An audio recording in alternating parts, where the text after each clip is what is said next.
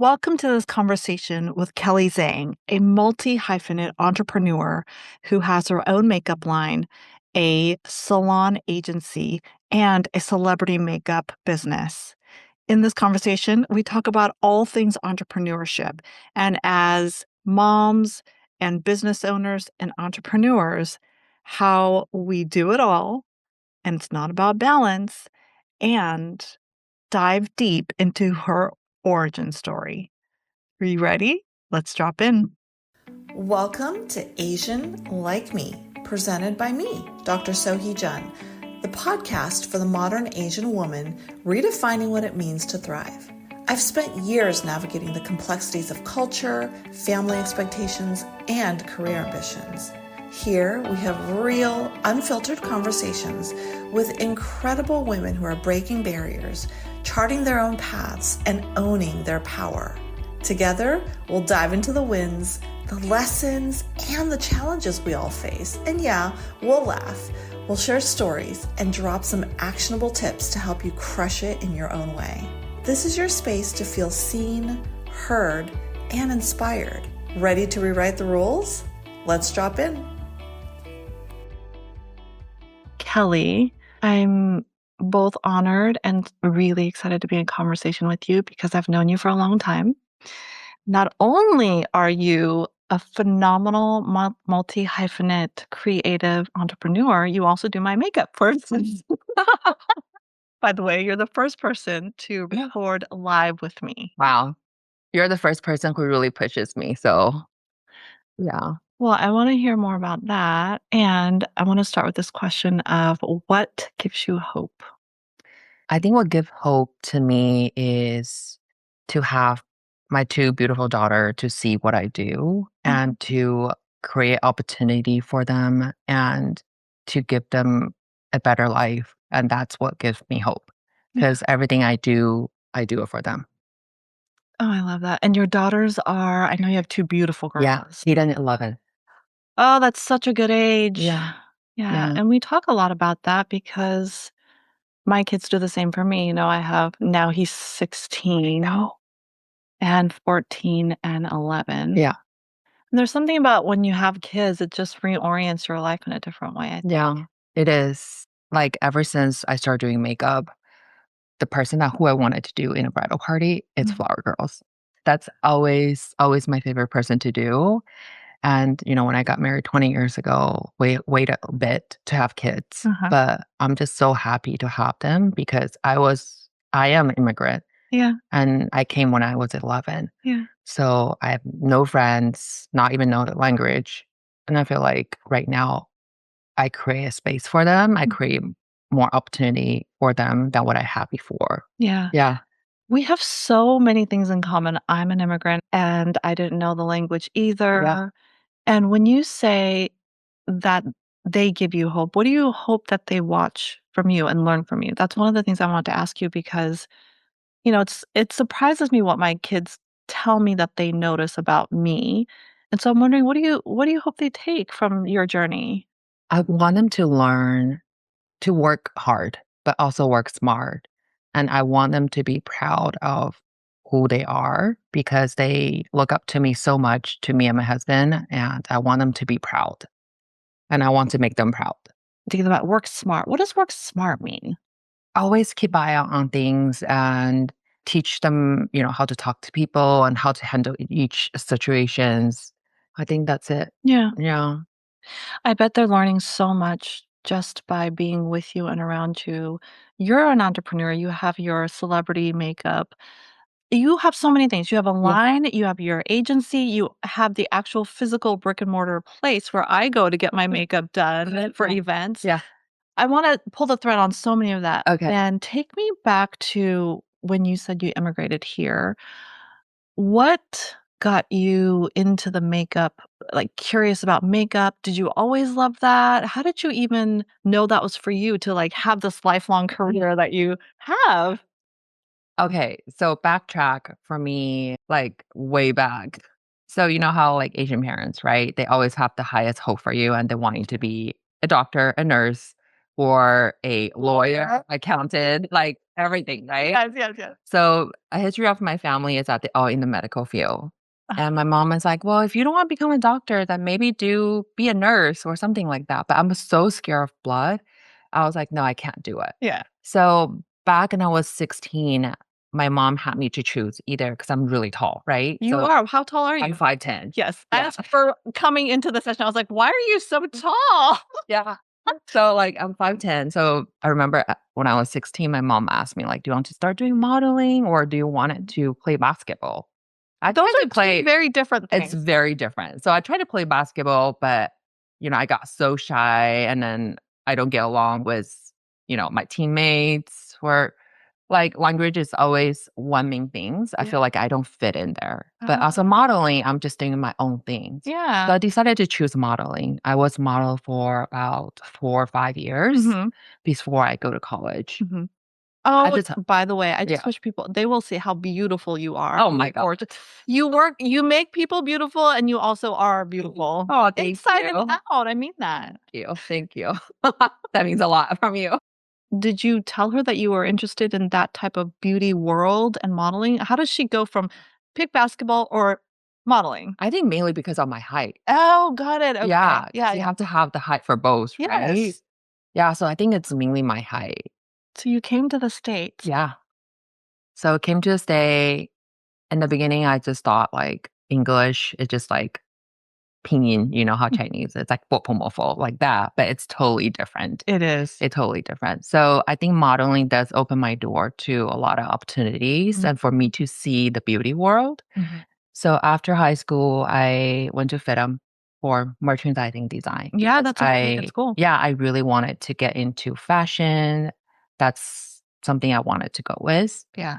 So after I graduated from FITM, I was working with Forever 21. Korean brand. It is a Korean brand. I work with Mrs. Chang so much. I love her. And I feel like every morning she will ask us like, oh, do you want like tofu soup, kimchi soup? That's so sweet. Really? Yeah. And actually she taught me a lot because she is such a hardworking lady. Yeah. So I was working with Forever 21 for about 4 years. Mhm. A little story about me is I got married when I was 21, Mm. really, really early on.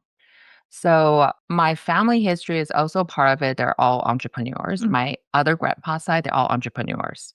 So after 4 years, I was like, I don't want to sit in the office. This is just a lot. I wanted to do something on my own. Mm. Yeah. So early days, actually, me and my husband, we started a clothing store on eBay. Oh, this part I didn't even know. I started a clothing store because we're so young. We're in our early 20s. Yeah. We don't have a lot of funds to open a clothing shop, right? But Yeah. we could do something online. Yeah. So we open our clothing store online. We're doing really well, but then it's also really tiring. Like it Mhm. just really drained me out. You are now doing that on the side with your husband and also doing your day job too. Yes. Ugh, it's Yeah. a lot. It's a lot. It's a lot. Yeah. Yeah. And then my husband finally is like, you know what? If you want to do something in fashion or beauty, maybe you should pivot to beauty. Because I remember when we got married, you have a hard time finding an Asian makeup artist that does your makeup. Yes. Yeah. So I was like, wait, that's right. Okay, so we have this in common too because I also got married pretty young, Yeah. 24. Yeah. And I remember like looking for similar, like Mhm. who is Asian that could do my face, that understands how to do my face. Yeah. And same, I couldn't find anyone. Even There's in nobody. LA, yeah. Yeah. Yeah. There's nobody. So I quit my job and I took about 2 years on and off back to China to learn Asian makeup because Mm. I wanted to combine Western and Asian together. Oh, I love that. Yeah. So after I got back, I started my first client in 2008. That's how everything started. And did you leave your day job at that point or? Yeah. I already love my day job. Yeah. Yeah. Yeah. Tell me about that because what I'm hearing is, and this is, I think, often true of entrepreneurs, is that there's people along the way, and in this case for you, it's your husband and your mom who are kind of pointing things out for you to make you pay attention to certain routes and roads Hmm. and what's possible. Yeah. I know I've had that in my life, and I think so key to entrepreneurship is to be able to pay attention to those moments when people like give you an idea and you're like, huh, that's interesting. Yeah. like making the online clothing or, oh, beauty. Yeah. And your husband being so close to you knew that that was something you were interested in. So I think it's helpful for people to know that it isn't just because you're an entrepreneur, you don't come up with everything on your own, Yep. I agree. right? Yes. You need people to help and even ideate with. Yes. Yeah, because sometimes you don't see that strength for yourself, but Mm. other people do see in you. And it's really important for those people in your life to point out things. And 100%, it's just not one person's job. It's like a team. I know. I Yeah. wanted to spell that. And Yeah. a team doesn't have to be like formal, you hired the team, No. but like anyone you talk Like to. your friends, Yes. even your kids. You know? Your kids, Yeah. yes. Yeah. I'm being so demonstrative, like, I get very vocal about this stuff. I just get passionate because I think people, when they think about entrepreneurship, it's like this mindset of like, "Oh, I gotta do it on my own, I gotta hustle and grind and work a million hours," and some of that's true early on. Mm-hmm. I think that we can make it easier for ourselves if we understand that there's people along the way that help you if you're open to it. Yes. So, Yep. your first makeup, 2008. So Mm-hmm. tell me what happened after that. 2008, I remember the first, well, when I got back here, like I started 2008, right? Mhm. Immediately, I just want work in bridal industry because I feel like I could make a difference. And Mm. back then, not a lot of people really know Asian makeup artists. In where we are, we're not that loud. We don't talk about it We broadly. don't talk about it. And you don't see like Asian makeup artists back then. Yeah. What I'm hearing you say is we were probably too busy doing the work and Yeah. not talking about our work. Yeah. That's true. Yes. Yes. Yes. That's exactly. This is the exact stuff. I'm looking at Beverly here, who's also with us. This is the exact stuff that happens in the corporate world when I'm coaching, especially Asian women. They're like so busy doing the work, trying Mhm. to prove how great they are. They forget to manage up and tell Yes. people and around, hey, Yeah. this is the stuff my team and I are doing or I'm doing. And Yeah. it's so Yeah. important. And it's so cringy for most women, Yeah. Asian women. Yeah. We're not outgoing and talk about those things. Yeah. We just put in the work and hopefully people will notice and see it. And yeah. Hopefully, people will notice. If I had a shirt for that, I wish. It's like, we should make one. Let's make a shirt that this hopefully somebody will notice. Talk about trying to undo some behaviors. I mean, I think that's deeply Asian. Mm-hmm. Do the work. Yeah. I often say, like, even this morning before starting to record, I shared with you my new venture and the bar and all of Mm-hmm. that stuff. I was like, you know what? Nobody can outwork me. And it's this belief and the what I saw in my parents who are immigrants who had multiple jobs. By the way, my lineage with my parents on my mom's side, they're all entrepreneurs too. So it's Yeah. in the kind of family gene or kind of how we live and work. Mm-hmm. But I did see, and it's ingrained in me, the work ethic. It's like always on. I don't know how to rest. Yeah. And that's We don't know how to rest. we don't know how to rest. I know. I know that's true to be you too, Kelly. Oh my gosh, you're everywhere. And I sometimes run into you at the local coffee place. I'm like, where are we off to now? What are we doing? It's exciting at parts, but also can be very depleting too. Yeah. This ethical, like we have to always do and do more and go above and beyond.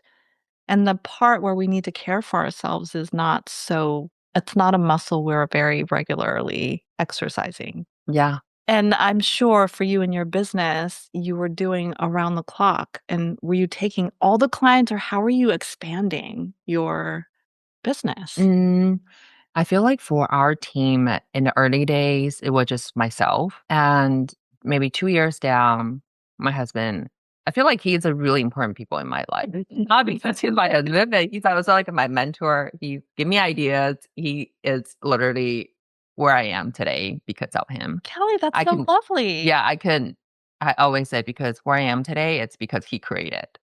He Yes. really pushes me. Yes. I love Yeah, that. so, like, early days, he's just like, you can't just work by yourself. Mhm. You need to have a team of people who help you." Mhm. And then as Asian I am, I have a hard time trusting people. I do too, Yeah, by the like, I way. have a hard time trusting people. But he always helped me that, if they make a mistake, that's your learning curve, and that's okay, Mhm. and that's how they're gonna grow. So early days, I start from, like, 1 Stella to now we have 40 people under the agency, Mhm. which is we're so proud of. I feel like in the early days, like, yes, we do a lot of weddings, events, but now we're pivot into entertainment business and have so much of our clients help and our work is really get recognized too. Yeah. Yeah.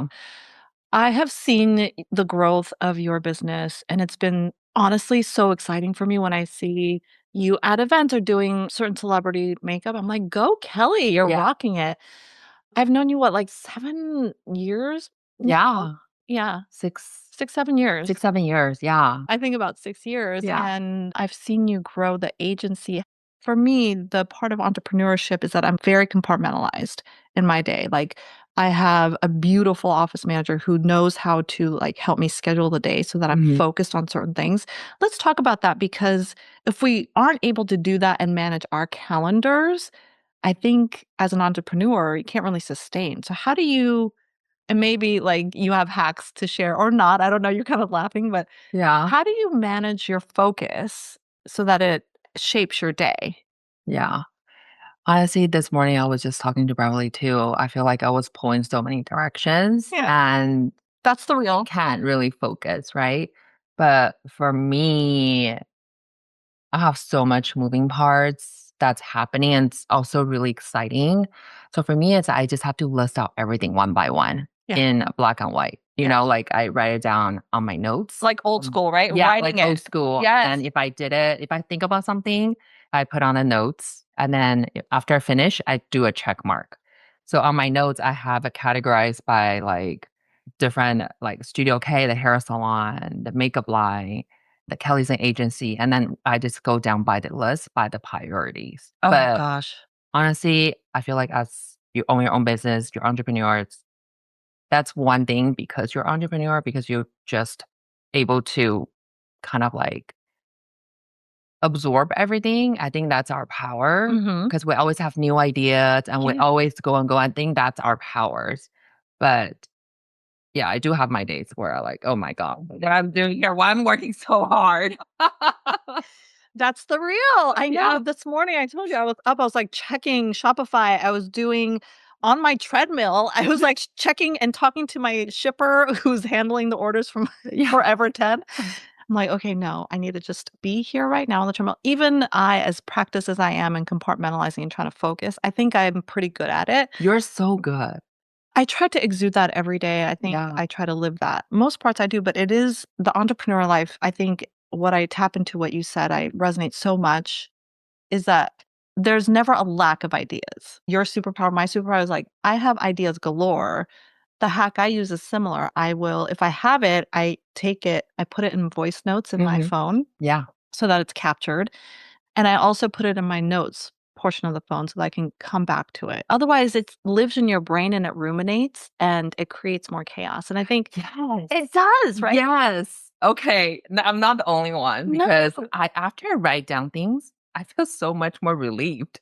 Kevin, Even though I'm not done it, yes. even though I haven't touched that subject, but I had to write it down. And so I feel like, okay, at least 50% is done. Mhm. Yeah. I just, yeah, I felt that. I was doing that last night. I was like, I was talking to Beverly this morning.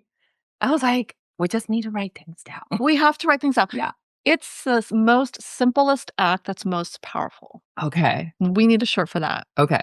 So here's what I tell my clients is most of them are high achievers like you, have a lot going on, whether it's corporate world, entrepreneurship, or both.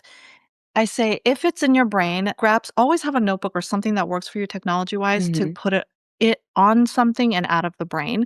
There's research around just that being the container. It's like this feeling that you have it contained somewhere so you don't feel worried about it getting lost or that the idea is not going to be written somewhere or that you'll forget. I think mostly for me, it's like, oh shit, I'm going to forget. Yeah. And Wow. especially when we're up in the middle of the night, I used to coach my clients around have a journal beside your nightstand or beside your Mhm. bed so that you can write it down so that it doesn't keep you up ruminating and then you're apt to fall back asleep more easier. I mean, these are things. Makes sense. Yes, Yeah. there's research around writing down. It's very much a Okay. process of release. Okay. Yeah. Wow. Did I just share a hack with you? I know you did. Wow. I was literally stressed this morning or last night and was just had the conversation with Beverly. She can validate that. I was like, we should just be write things down. Yes. Thank Yeah. you for sharing that. Oh, you're already Oh doing my God. it. No, but that just validated. It Like, does. So let's take a little break. And as this conversation is all about entrepreneurship, I want to share with you something that I'm so excited about and I want to invite you into. For the first time ever, I'm offering a summer learning series, a 3-part masterclass on entrepreneurship. Over the years, as I've had my business now for going on the 9th year, and I started a consumer products business. And oh, by the way, did you know that in my early 30s, I started a business all to totally flop, which, by the way, was my best learning ever. And along that journey, so many of you have asked, how do I start the thing? Whatever business it is. And I'm bringing now my hard won wisdom and all of the tools and the actionable tips, but more than tips, the mindset stuff for successful business building and sustaining into a 3-part masterclass. Session 1 starts in July. And it's all about starting the business. Then we jump into growing the business and we end with sustaining the business. So if you've ever had a yearning and it just won't stop nudging you, especially when you get quiet and really get real about what you want next in your life, come join me in this masterclass. The sign up will be in the show notes. And I can't wait to see you there and to help you catapult your next career. Back to all of the different businesses and how you shape your day. I know it kind of just goes everywhere. Where do you spend most of your time in terms of the business? I know you have the salon that kind of runs itself, I'm assuming, the agency, the makeup line, you actually doing makeup. Where do you spend most of your time these days and why? I think for me, finding the right people for the right business that we have, it's really important. So as of Mhm. Studio K, I'm more leaning like I don't worry about it because we have a really good studio manager. Mhm. And for Kelly Zhang Agency, we have 3 staff that's on the clock and for booking and things like that. So I'm really happy with them managing things. I spend most of my time working with my clients to develop new client to keep a really good relationship with all the high profile client that we're doing. Mhm.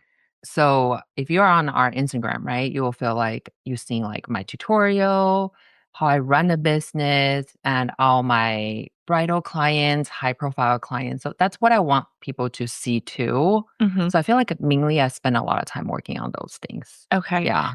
One thing I wanna hone in on that you said is around relationships, Yeah. and I think I've always said this, no matter how far technology goes, there's nothing beating real relationships. Like you and me here sitting down together, we've known Yeah. each other and we've spent time together. Yeah.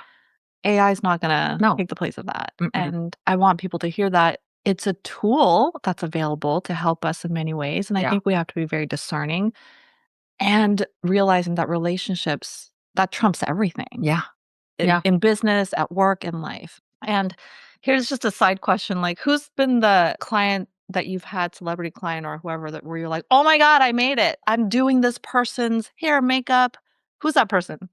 There is a lot. If you go to my Instagram, you will see there's a lot of people. I But know. I will say the one person that who really helped me, change me, besides Sohee, that's really important. Like, Besides me? Oh yeah. my god, I'm so honored. Honestly, I'm like, "Thank you." Yeah. There's one person that I always look up to, and I know that she is always there for me. It's Marianne. I just really enjoy working with her. And every time when I tell people, like, I know Marianne, the CMO of Netflix, I feel that opens so much door for me. Yeah. And also, I love building a personal or I love building a relationship with her. And I feel like in so many ways, Yeah. I feel like because of her, I feel like I made it. And I a love lot of people, like, ask me, like, who you wanted to do next, like, who else you wanted to do, like, on your list. Yeah. Honestly, I'm happy with all my clients right now. That's what I say. I'm like, "Just stop and take in the beauty of Yeah, what you yeah, have." And I think that's such an important part of being grounded in the abundance that you have. I'm sure you're gonna have more. You will have more yeah, clients that will blow your mind away. And also ground yourself in what's already there. That's what I say. Yeah. There's so much around us already. Yeah. It's my whole thing around mindset of abundance. I really believe in that. Yeah. Like, we already have what we need. Yeah. Thank you for sharing that. I want to touch on a little bit around how you learn to hire people, because the engine that runs Kelly Zhang and any entrepreneur's life is hiring good people. So how have you learned or honed the skill of hiring good people? And this is like true of leadership in Uh, general. I'm asking big questions over here. Hiring people is the hardest thing I know. for every company. Hiring the right people, it's really hard. I know. But I'm really thankful. Most of the girls that who it's been with me, they've been with me for 10. I was just counting down like how long does Caroline work with me or Min work with me? They've been with me for like 9 to 10 years. That's amazing. It's a long It's a time. good track record. Yeah. When I was in corporate and I was building a team, Yeah. there was a sense of like, do I trust myself about how I feel or what they're saying? And there's a little bit of a like, do I trust myself to hire the right person? There's that piece. And then I made plenty of mistakes of not hiring the right person who I thought on paper was good, Mhm. turned out in reality not a good fit. So I've learned the hard way. People and the business of people, ultimately that's what we're in. It's hiring somebody for me takes the most energy and time. Yeah. I'm like very careful about I'm smarter. I know what to look for now and I trust myself more. And I think that's a good basis to jump from in hiring. But I don't know. I mean, there's no is there magic in this? Like, how do you No, so I believe in horoscope. I you believe do? in the energy. If I met this person, if energy flows well, I know it's probably gonna go well. Has that proven itself? Yes, Oh, yes. And like horoscope, right? Because I'm a Capricorn. So I always ask people like, what sign are I'm you? Sag. Do we get Yeah, along? my moon is Sag. So you're very like free, it's a free spirit. Yeah. I know it. So I think that's a big part of me that's funny for me to look at those things. But I'll say if you hire the right people, it could take so much stress out of you. Yeah. Yeah. And I make so many mistakes too. But if you hire the wrong people, it's okay. But you just have to cut it right there. I want people to rehear that because it's the making the mistake is what makes us smarter next time, right? Right. It helps us build our skills. Yeah. So that's okay. And I think a lot of women in particular get frozen in the, oh shit, I'm going to make a mistake. Yeah. I've been there. I've frozen a lot of times because I wanted it to get it perfect, Yeah. whether it's a product or a person or a process. And I had to like unfreeze myself to just, okay, take a small risk. What's the next step? And in this case, it's like, if you hired the wrong person, that's okay. Yeah. Just get on top of it to let them go. Yes. Yeah. And the letting go part is not easy It's either. not easy. It's so hard. It is. Because most of the time you have like, I'm still learning how to separate out my personal emotion with work. Well, we've talked about this many times. Yeah, we'll talk about this many times. You Yeah. know it. Yeah. But I think what I learned throughout my experience just to end it really fast. So that way you can move on to find the right person. Because if you keep on dragging that person, it's going to change and maybe going to change and maybe going to do better. You don't know. It's going to be hard. Yeah. Always hire people that who knows more than what you are. Ooh, hire smarter people. However, hire smarter people than you. Yeah. And, if you need someone not good with Canva, then hire someone who's good with Canva that's way better than you. Yeah. Or just little things. I think it's just really gonna help entrepreneurship to be more smoother. And I think it's okay to wait for that person. Yeah. Where I trip up often is like, oh, I need them right now. I need them fast. And I don't hire the person that's smarter than me. I just Yeah. hire the easiest Yeah. to get person, which may not necessarily be the fit. Yeah. I think patience plays a part in this too. Yeah. And then there's always a right person for you. Yeah, there's always that person. There's always that person. You will meet that right person at the right time. I feel like you're talking about my dating life. Hey, it's a relationship, so he. Hiring the right people, it is, I think, such a key part of freeing yourself up. Yep. So here's the thing I think with letting people go as soon as you know and you feel it in your gut is that it frees them up to find the right job for them. Yes. So if I were to reframe it to make it easier on people, it's to reframe it that way. It's like you're doing both of yourselves a service. That Mhm. person can find what's right for them. You can find the person right for you. Yeah. And that makes the whole conversation easier. Yeah. Yeah. Yeah. You're doing them a favor. Yes. Doing them a favor.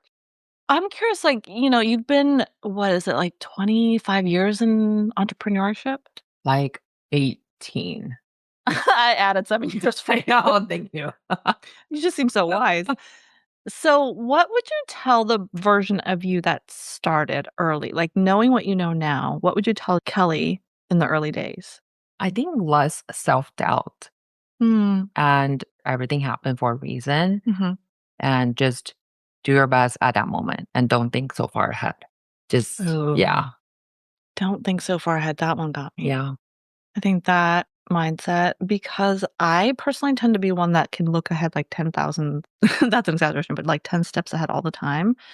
It gets me overthinking, overanalyzing. yeah, So I love that part. yeah, and I feel like on the way of achieving your goal, there's just gonna be so much bumps. Like, it's family, it's work, everything push into you. So, honestly, just doing whatever you're doing the best at that moment and just don't think too far. And everything's already planned out for your life. Mm, Yeah. that You goes just back. didn't know it. Oh, Yeah. wow. I feel like there's a deep spiritual part of you, Kelly, that we haven't explored.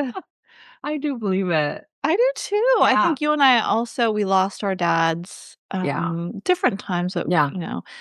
and my dad was a monk, as you know, and Yes. so the whole spirituality, I didn't adopt it early. It's been mostly 6 years since the Mhm. pandemic where I really leaned into Buddhism and meditation in particular, and I believe in the whole energy thing that we all feel each other's energy. Just Mhm. some people are more apt to pay attention than others.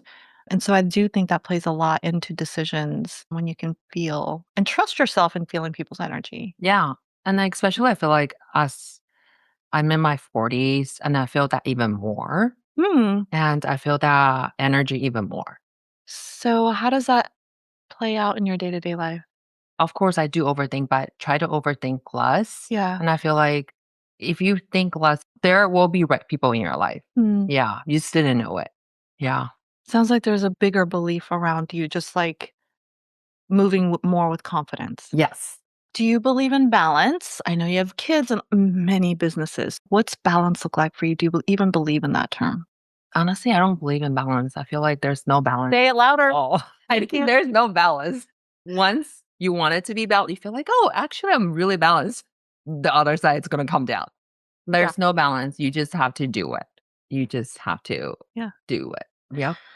I've said that for so long. I think my relationship with balance has shifted a little bit where I think it's about prioritizing. I mean, this is my first book too, talking about the seasons, and Hmm. you know that. It's so I don't want to pressure myself into balance. I want to be aligned more with integrating around my priorities. Yeah. And knowing that at some parts of my life, there might be a sprint, like I have to work really hard, more hours than I think I need to, Hmm. maybe for 2 months. If I'm promoting a book, maybe for 6 months. Yeah.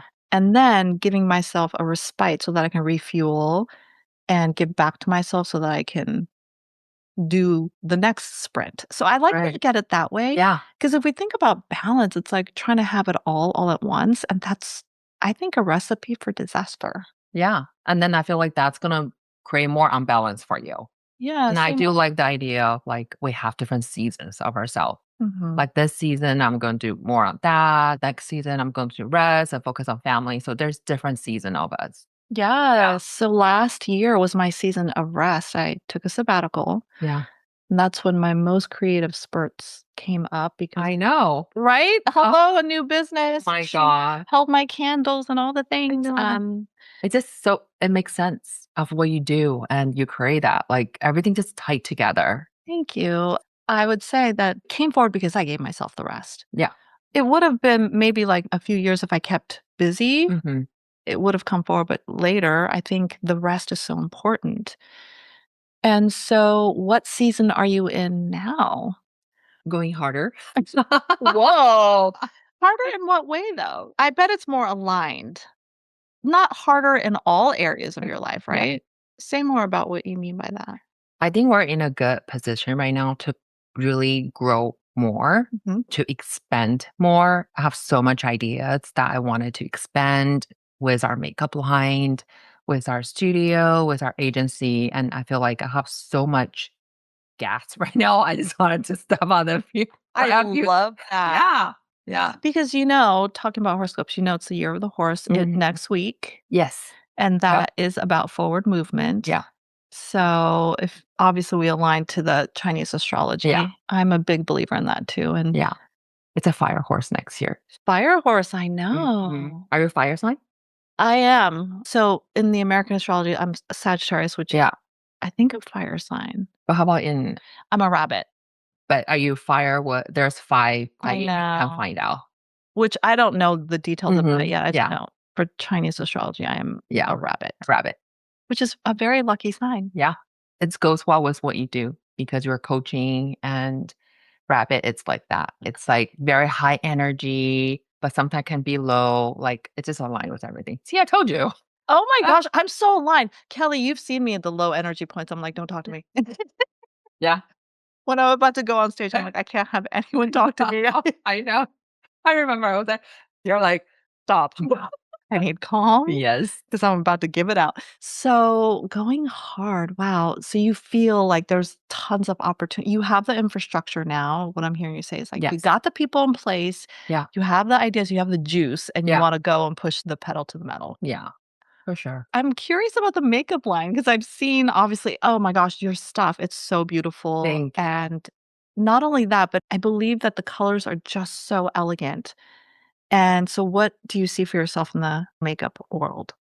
As far as makeup world, we do want to really push out the philosophy of less is more and then really push out how I do makeup, the technique. I feel like everyone need to know Mhm. because it's a 3 to 5 ratio. That's how I adjust the makeup, how I do the no makeup look. And I feel like people just need to know that better about facial balancing, about not because, sometimes we look at the mirror, right? You put so much makeup on or like you put like it's just something is off. It's just all about 3 to 5 ratio and then facial balancing. So I wanted to really push that with the makeup line together to really use less product with the right placement. That's something I wanted to really push out to people to know. I really align with that Yeah. because I deeply believe in less is more in everything really Yeah. to go deeper versus wider. And Mhm. that's what I'm hearing you say. Yeah. I want to touch on the kind of beauty world in general. Yeah. And you're in the business of helping women find beauty in themselves and outwardly look beautiful, obviously. Mhm. Here's my thing.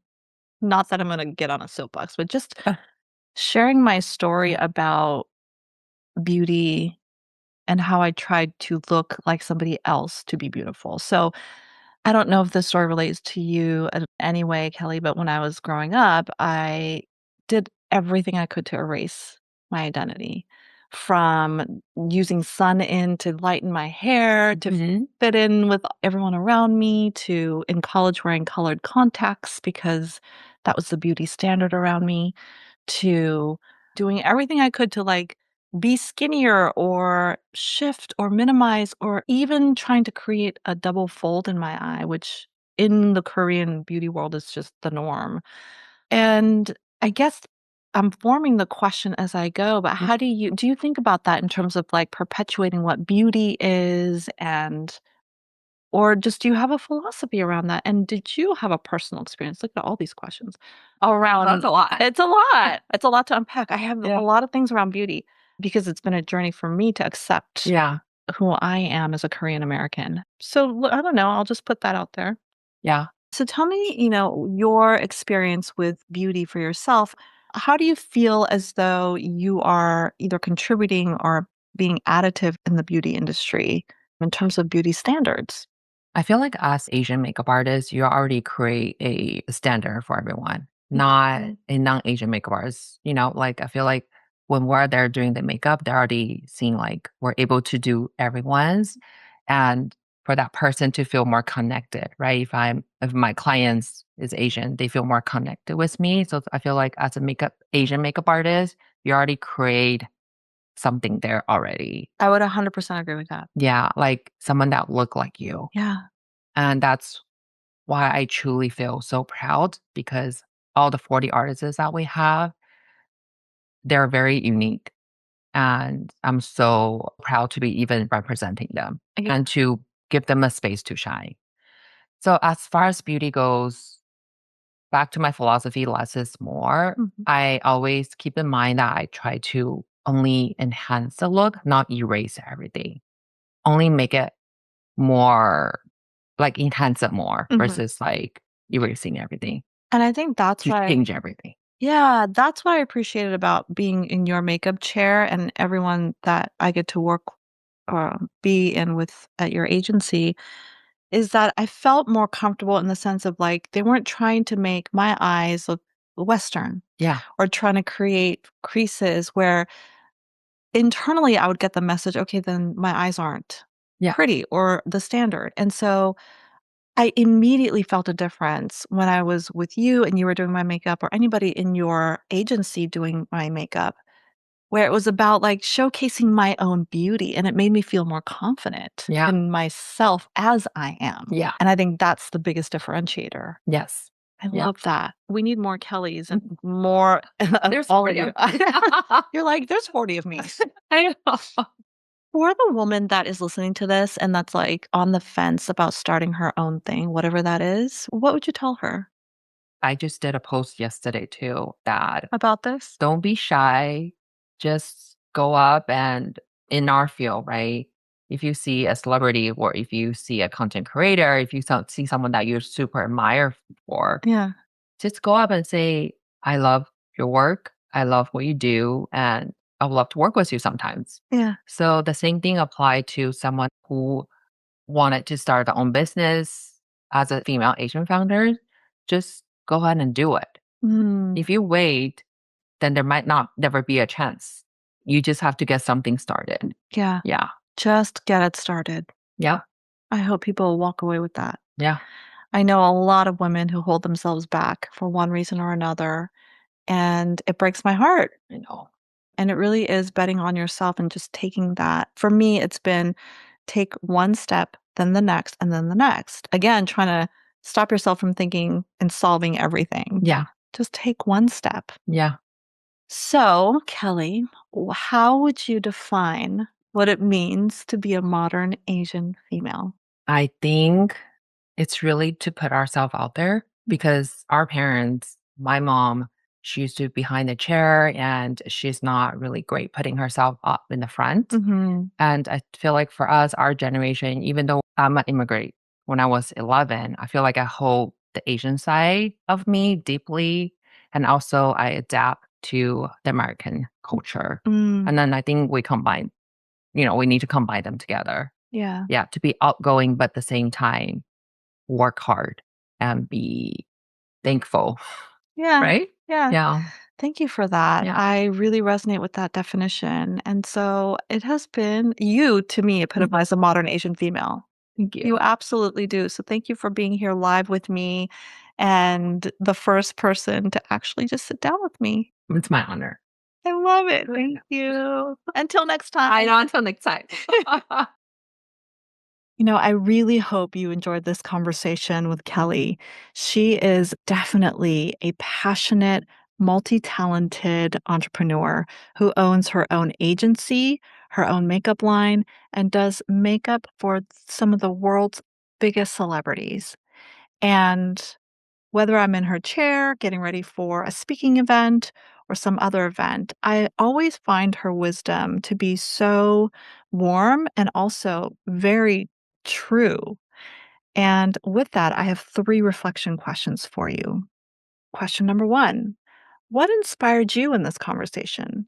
We talked a lot about her origin story, the people that illuminated the path for her, and also the support system and balance. So I'm wondering what jumped for you and what inspired you. Secondly, who are those people in your life that helped shape your path? Kelly mentioned that her husband provided a lot of wisdom, advice, and support to help her along her entrepreneurship journey. So, as you look back in your career, who has helped and lended a thought or dropped some wisdom that really shaped you? And here's the other part to that. If you can, I'd reach out and thank them because oftentimes we're not aware of the imprint that we leave on others. So do a give back and feedback and let them know how they impacted you. And the third question I have for you is we talked about balance. So, how do you currently in this season define balance for yourself? And what does that look like? And as you reflect on that, is there anything that needs to shift or that you need to deprioritize? All right, those are the questions for you. And I want to really thank you so much for listening to our conversation. And if you're in the season where you're in the thick of things, busy with whether it's children, work, all of the above, friends, family, don't forget to check out Ever 10. It's the whole wellness ecosystem for women just like you who are highly ambitious and doing a lot. And our Nourish protein bar has been getting a lot of great feedback. Women say that it tastes so good, almost like dessert, except it's really good for you, with 15 grams of plant protein and with the added benefits of maca powder for additional energy and reishi powder for, hello, brain health. So go to www.evr10.com to check out our Nourish protein bar.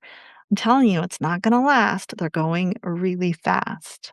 And if you haven't yet, send this to your friend, send this to your work wife, or that person in your life who's always talking about pursuing their quote unquote, making that business, doing the thing. I think they'll really enjoy this episode. And don't forget to follow because I have so many more conversations coming for you, coming out that will leave you inspired, help shift some thinking, and definitely bring more clarity. So you're going to want to stay in the know. And everything you need to know about this episode is in the show notes. Thank you, thank you, thank you for listening. And don't forget to share this episode with your tribe. Until next time, be well.